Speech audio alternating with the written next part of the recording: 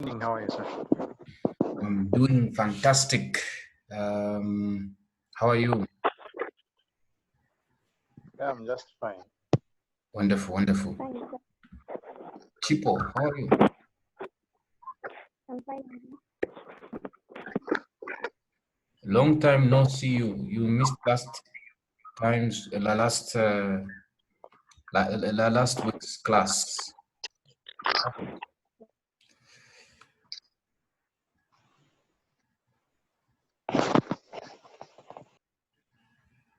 Hello, Chipo, are you there?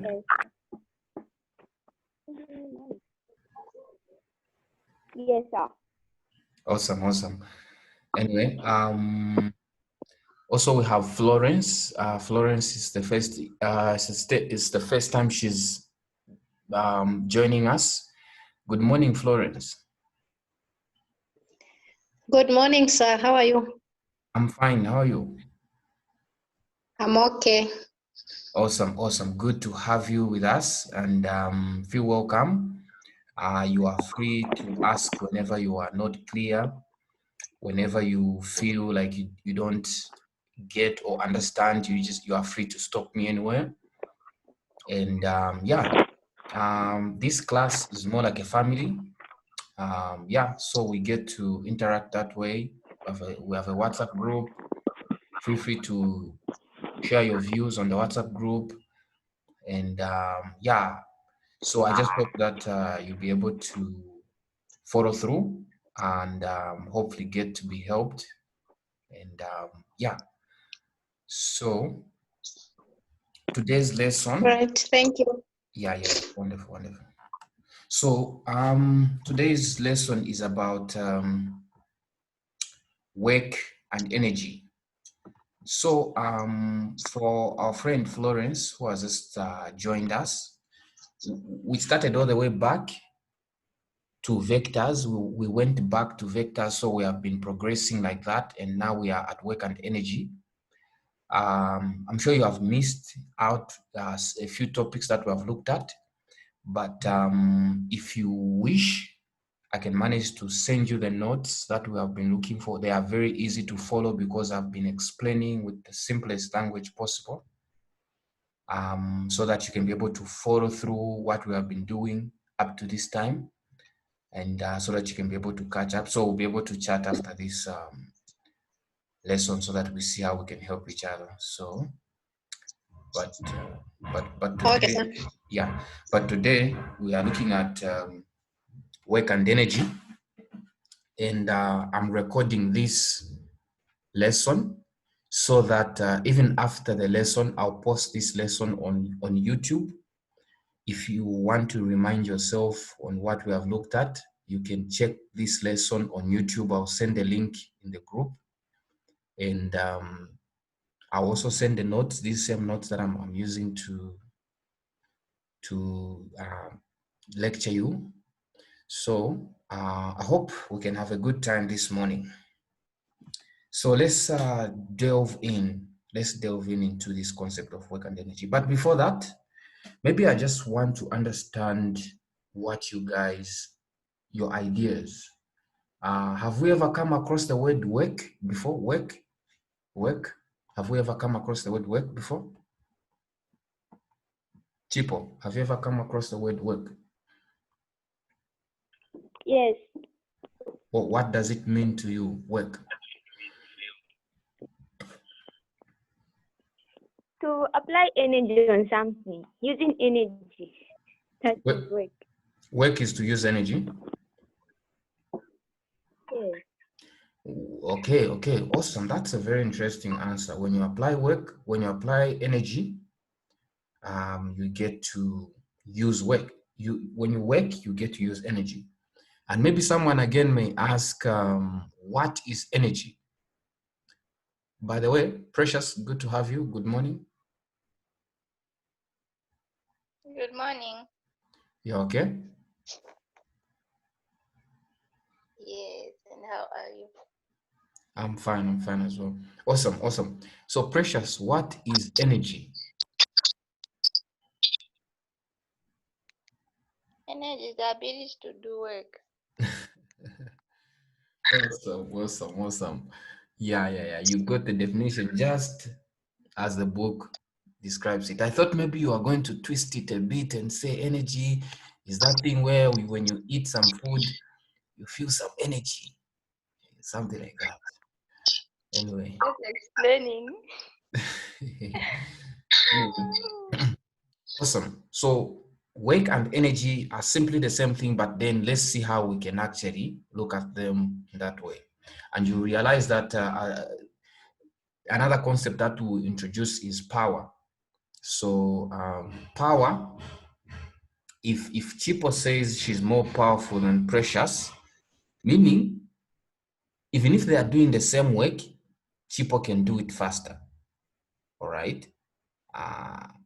That's power. Power is when someone gets to do the work fast. All right. It is the rate at which energy is being consumed, or the rate of doing work. So that's power. So let's delve into our lesson for today and see how we can appreciate these concepts. So, like we have said, work, Chipo gave us a good definition that work is simply using energy. But then we realize that in physics, usually when we talk about work, we talk about the application of a force to move an object through a distance. All right. When you apply a force to move an object through a distance, you do work. So it's usually given by the formula force times the change in distance, which is denoted by F delta X. And we already said that when work is done, energy is consumed. But then this energy actually, it doesn't get to be created or destroyed. It is just changed from one state to another. So change from one state to another is what we mean by being consumed. So the above equations are the classical definitions of work and energy, but there is more to this, as we shall see, as we shall soon find out. Let's see what is more. So we realize that in your calculations of energy, this you must always remember. In your calculation of energy, you know that the change in energy, the total change in energy is always equal to 0. All right. So energy which you have is energy that you should remain with in the end. So if you have 2 kilojoules here, in the next moment, you should remain with that same 2 kilojoules. Even if it was in light energy, if it is changed to heat energy, it is still supposed to have the same value, 2 kilojoules. I'm sure you know that energy is measured in joules. So that part is covered. So we are saying that energy is neither created nor destroyed. Therefore, change in energy is equals to 0. All right. In this lesson, we shall be mostly concerned with trying to analyze different aspects of energy, which is namely potential energy, kinetic energy, and this energy which you are seeing as QS. QS is heat loss, energy loss due to heat. All right, it may be due to friction force or due to air resistance or anything, but energy loss, change in energy in potential, change in energy in kinetic energy, minus heat loss at the end of the day should give us 0. All right. Change in potential energy and change in kinetic energy minus change in heat or any type of loss should be equal to 0. And then what we mean by change in potential energy is actually expressed in this formula. So for potential energy, it changes due to height. All right. So when you have a height final minus height initial multiplied by mg, you get your change in potential energy. Now for kinetic energy, it is the change of the squares of velocity. All right, the velocity final squared minus the velocity initial squared multiplied by the mass, you get your energy. you're changing kinetic energy like that. For example, this loss, for example, is due to frictional force. We present it as mu, the coefficient of friction, multiplied by the normal, and multiplied by the distance through which the friction force is in effect. So at the end of the day, again, everything has to be equal to 0, because that's why we're saying that a change in energy, the total change in energy, should be equal to 0. Are we following?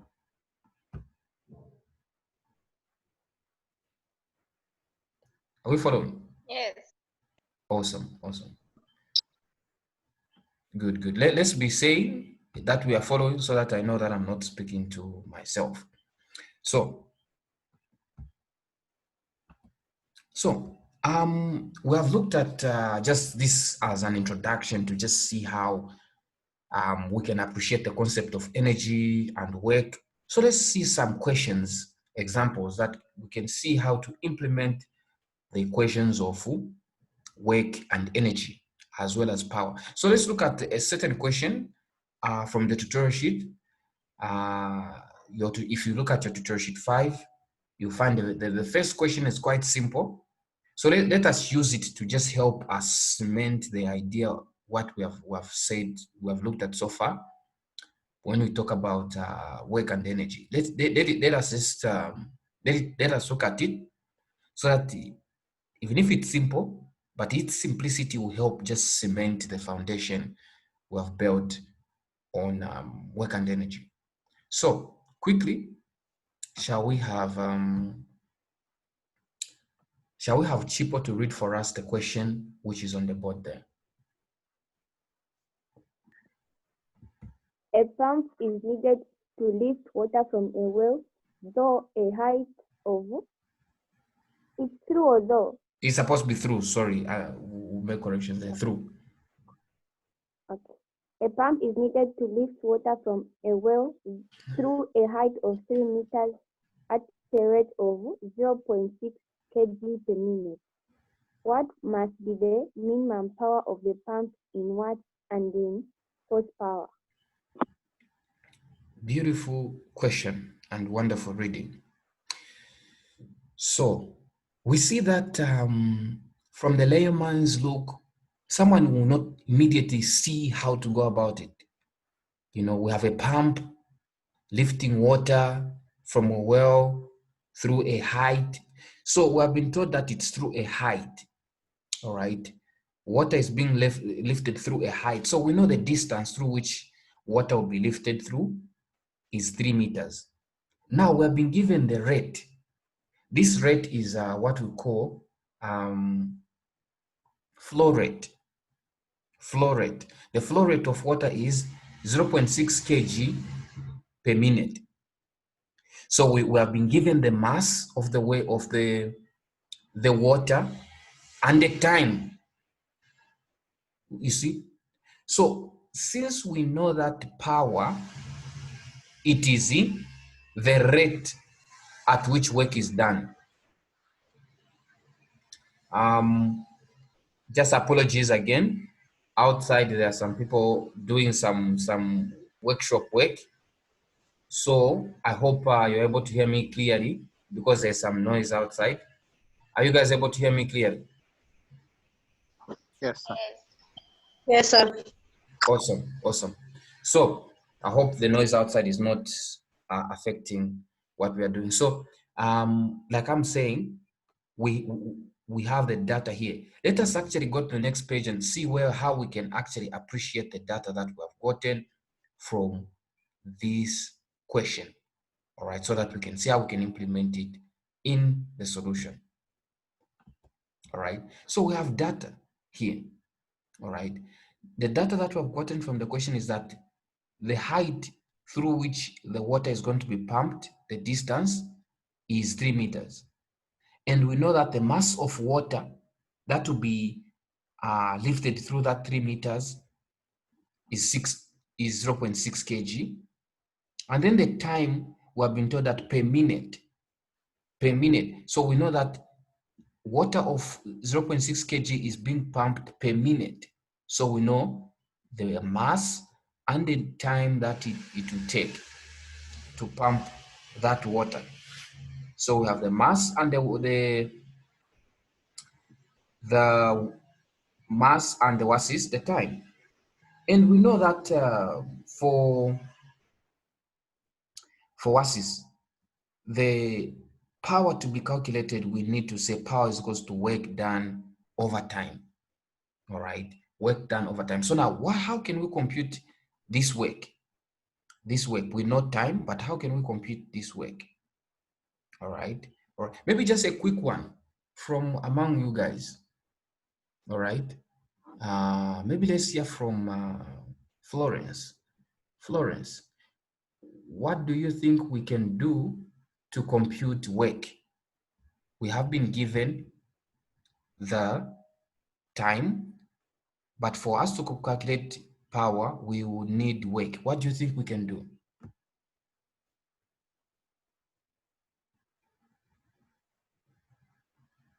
Florence, are you there? Sorry, sir, just that where I am, there is too much noise. Oh, there's too much noise? Yes, Okay. I'm cooking. Ah, I see, I see. So maybe we give it, we ask maybe someone else, maybe you'll come through later. Or maybe Mr. Gilbert. Mr. Gilbert, what do we do here? We need to find work for us to find the power. We have the time. So how do we go about finding this work here?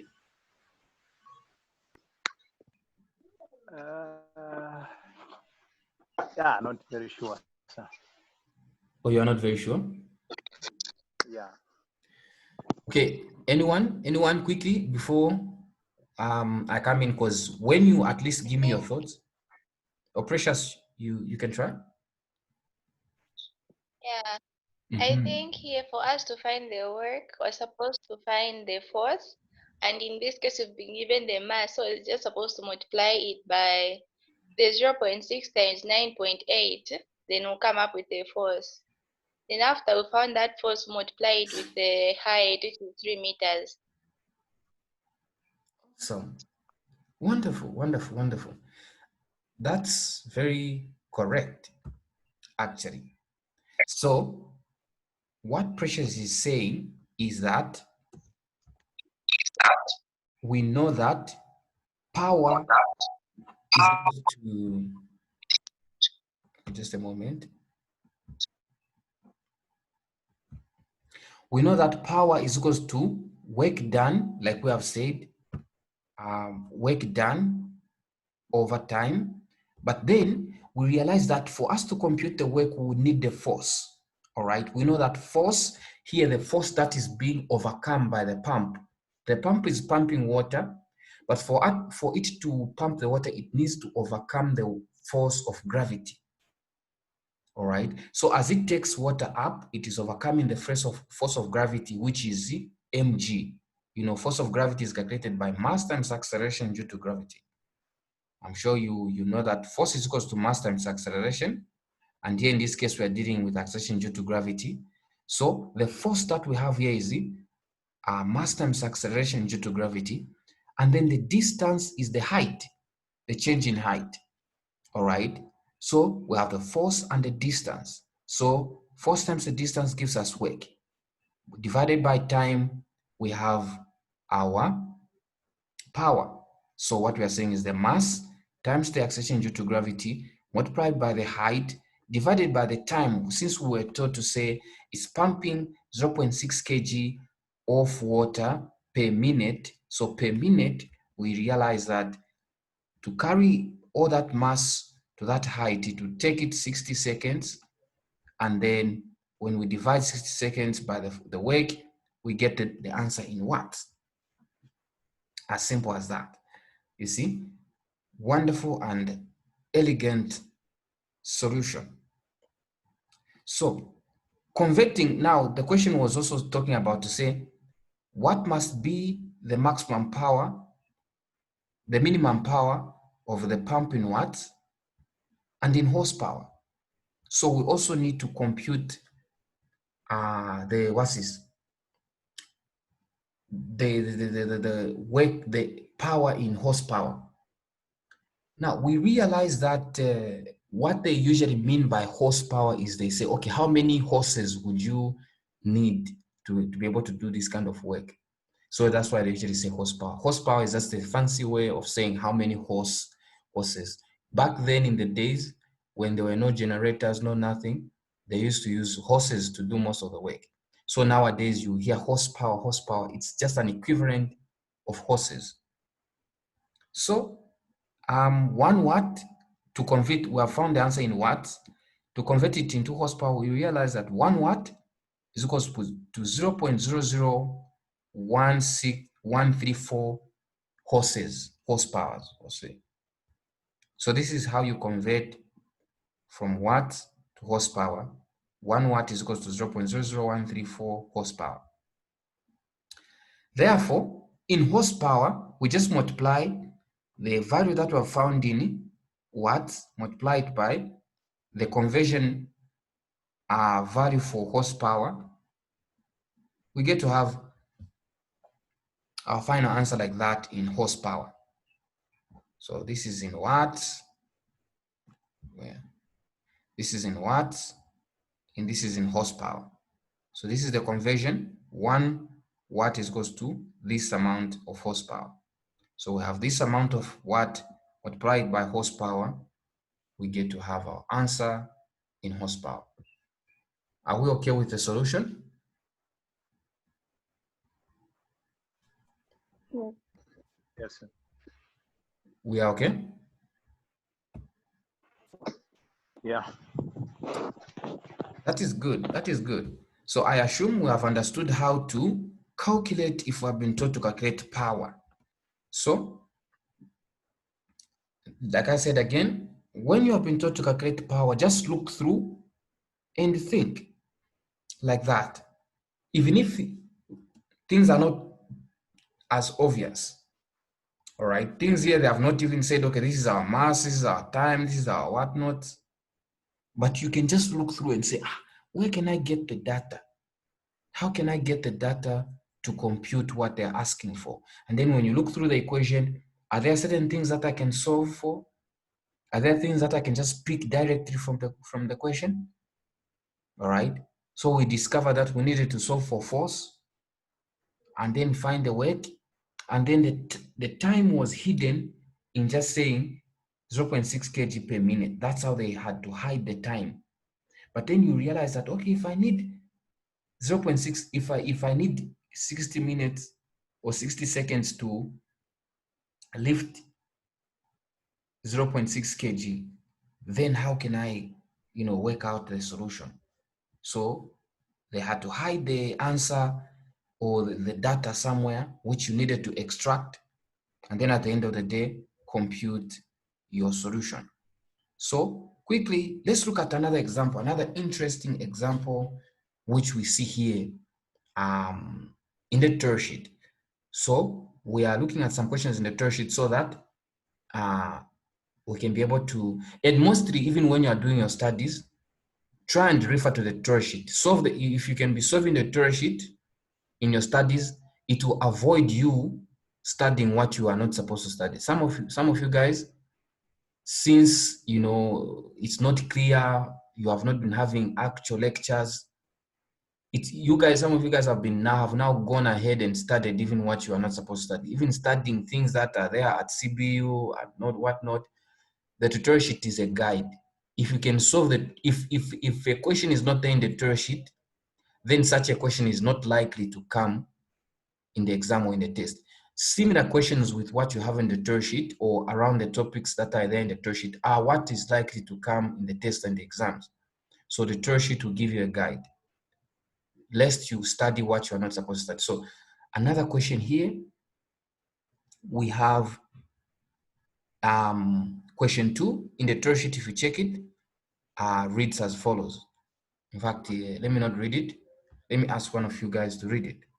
So shall we have Precious to read the question that is seen on the board?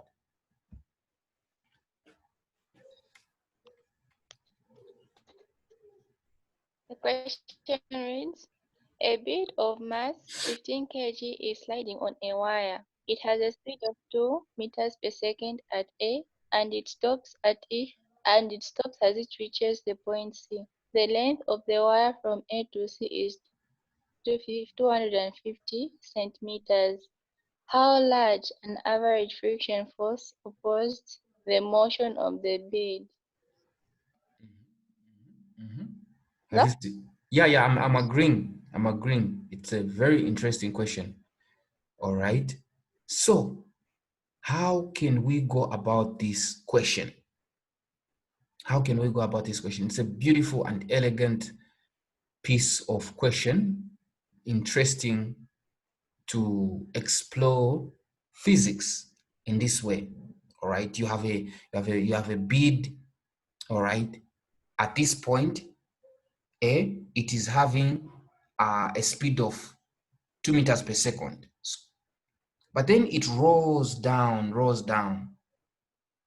but it stops somewhere. Why? There should be some friction that is actually opposing its motion. So they are saying what type of friction force would make it stop. And then you realize that what you would need to do is to compute your what? Friction force. How can you do that? How you can compute your friction force is by using the energy equation. All right, you can use the energy equation to help you determine the friction force. All right, so sometimes they will not even mention it to say use the energy equation, but you can just see this question I can solve using the energy equation. So let's first look at the data that we have in the question and then see how we can implement the energy equation to find this question, which they are saying how large an average friction force opposes the motion of the bead. So again, I realized that one of the biggest challenge that you guys have is understanding actually what the question is saying. All right. So Einstein said that if you have 5 minutes to solve a question, what he would do is he would spend 4 minutes trying to understand the question and then 1 minute trying to solve it. But most of you guys, what do you do? You spend 1 minute trying to understand the question and 5 minutes and 4 minutes trying to solve the question, which you have not even understood. So if you have not understood the question, read it, how many times you need to read it until you get it. So it's saying a bead of mass, 15 grams, is sliding on a wire. It has a speed of 2 meters per second, all right, at A, right there. It has a speed of 2 meters per second. And it stops as it reaches point C. So it is rolling down like that, but it stops there. How? Why? The length of the wire from A to C is 250 centimeter. How large an average friction force opposes the motion of the bead? How can we compute this? B is the base, the ground, and then it continues all the way. How can we compute this? Let's go. Okay, so we have the data, we have the mass. The mass needs to be in kg. So 15 grams in kg gives us that. We know we've been given the initial velocity, all right? And here I should have written this one to be our final velocity like that. No, sorry, let's quickly go. Yeah, so this is supposed to be final velocity. So we know that it has been given a kickstart of 2 meters per second, but then at the end of the day, it will stop. So when it stops, the final velocity will be 0. The length of the wire is 2.5 in meters, but in centimeters it was given as 250 centimeters. So we have the height initial, which is 8 meters, and the height final, which is 0.5 meters. But we need to use the energy equation. How can we go about it? To find that friction force which they are saying, which will make it to stop. So how we need to use the energy equation is like this, all right? We need to use the energy equation to say change in potential energy plus change in kinetic energy plus the frictional force should be equal to 0. All right. All right. So how do we go about solving this? All right. How do we go about solving this question? How we go about solving it is like this. We have been given the mass, we'll replace it. Just the values that we have here in this equation, we'll replace them. So mass, acceleration due to gravity, height initial. In fact, here we were supposed to have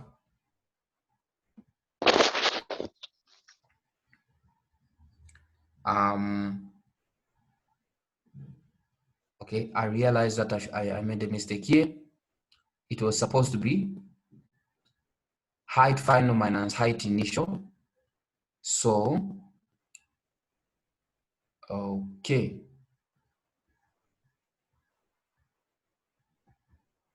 Let's see. What we're supposed to have is height final minus height initial here, because it's always supposed to be final minus initial. All right, final minus initial. When I'll be sending the notes to you, I'll be able to correct this error that I made here. But the idea is when you're using the energy equation, you're supposed to have height final minus height initial, and then your height final here, it's supposed to you are supposed to do 0.8 minus 0.5. All right, this is supposed to be interchange. 0.8 supposed to subtract 0.5 like that, and then you are supposed to have your kinetic energy like that, your kinetic energy like that. So your kinetic energy is 1/2 multiplied by the mass multiplied by the final velocity squared minus the initial velocity. We know that the final velocity eventually turned into a 0. All right, final velocity turned into a 0, but the initial velocity was 2 meters squared. 2 meters per second. All right, and then the friction force multiplied by the distance. So friction force is also applied here. It's actually the value that we are looking for. We have been told that how large an average friction force opposes the motion of the bead. All right. So the friction force again, actually in most cases, the friction force. In most cases, the friction force would put a minus because it's a loss in energy. It's always a loss in energy. Like I said earlier on, this was supposed to be 0.8 and that is supposed to be 0.5. So if there was someone with a calculator would have verified this answer.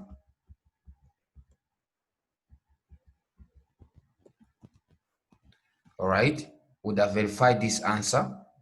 Also here I say this is supposed to be height final minus height initial. So I'm changing this because obviously I'm sure you know that I'm a human being and I'm prone to making mistakes, but it doesn't mean that if you are a tutor, you don't make mistakes. You do make mistakes. And then it's also important to admit your mistakes and make sure that your students get the actual correct thing they are supposed to do. So that's why I'm making those changes. Are you guys still with me? Are you guys still together? Are we still together?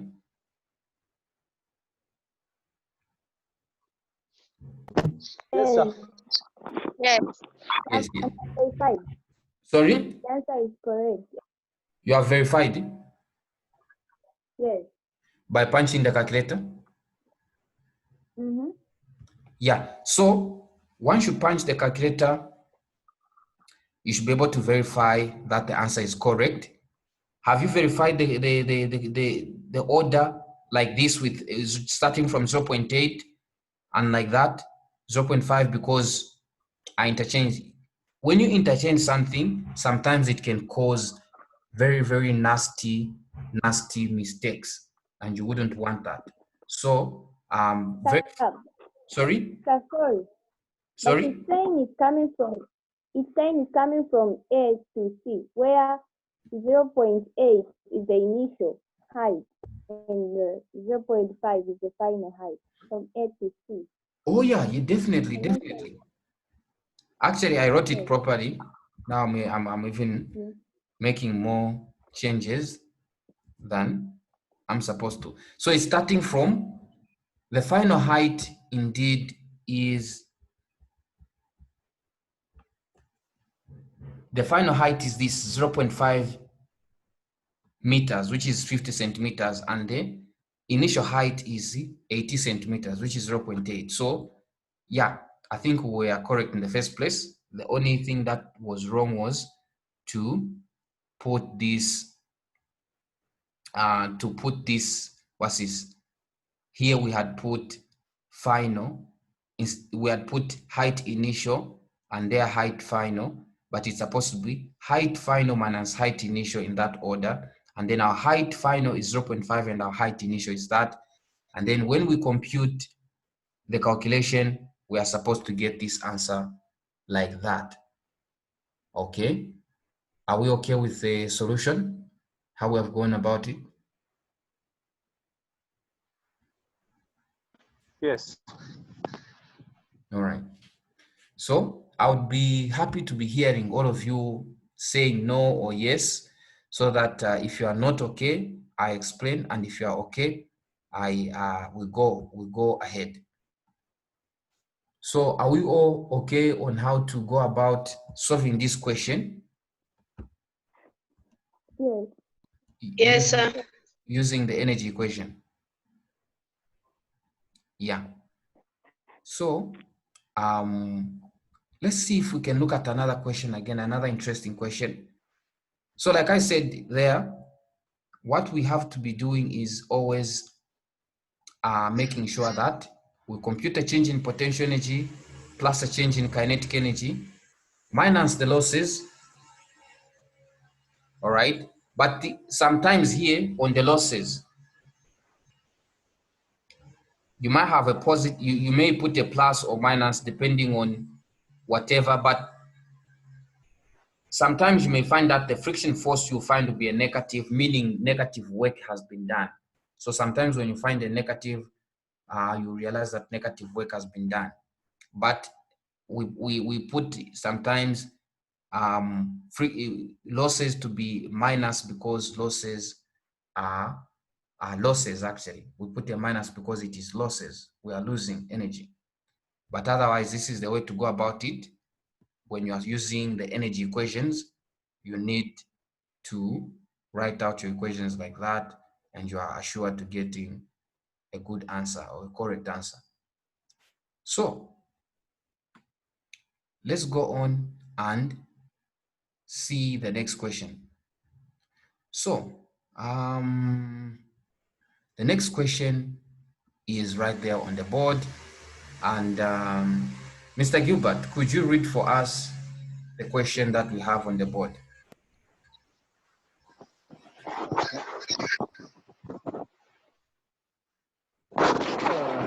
All right. A record skiing. Okay, Okay, continue. let me start. A record skiing speed of 203.1 kilometer per hour was achieved on a mountain slope inclined downward at 51 degrees. At this speed, the force of friction on the sky, air, and the sliding friction balances the pull of gravity along the slope, so that the motion proceeds at a constant velocity. A, what is the rate at which gravity does work on the sky? Assume that the mass of the sky is